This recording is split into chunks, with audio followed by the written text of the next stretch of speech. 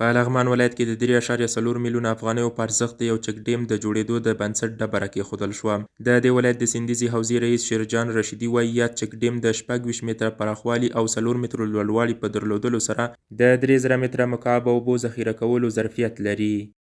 دغه پروژې باندې تقریبا 3.4 میلیونه مصرف راځي او 3 میاشتو کار دی او 80 کسان کارګران دي کې مصروف دي.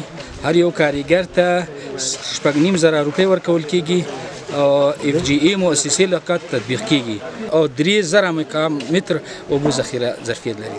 په ورته مهال د لغمان والي شیخ شیر احمد حقانی د یاد چک ډیم د پرانیستي په مراسمو کې ویل د اسلامي امارت لومړیتوب د اوبو مدیریت دی او په دې برخه کې په لغمان کې ګړندۍ هڅې روانې دي.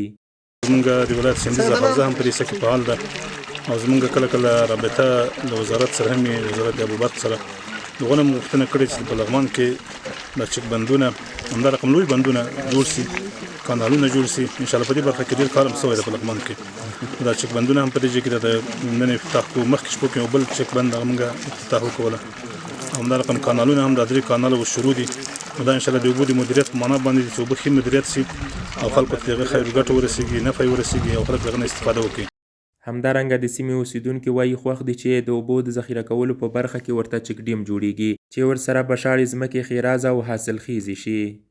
غټ چک ډیم د پوخ جوړیږي، موږ ته دا ډېر موږ ته فایدهمند دی. د دې د لاندې زموږ 1.5 جریبه ځمکه ده، هغه خړوبېږي، څاګانو کې اوبه پیدا کېږي، وچکالي ورسره ختمېږي. او دویم موضوع دا ده چې موږ ته تقریبا 2.5-300 نفرو ته کار پیدا شوی دی، کار زمینه مساعده شوې ده. زموږ ځوانان په کار باندې مشغول شوي دي، کار کې لګیا شوي دي. بل لوري ته یو شمېر کسان چې په یاده پروژه کې په کار بوخت دي وایي خوښ دي چې په وطن کې ورته د کار کولو زمینه برابره شوې او د هیواد په آبادۍ کې ونډه اخلي.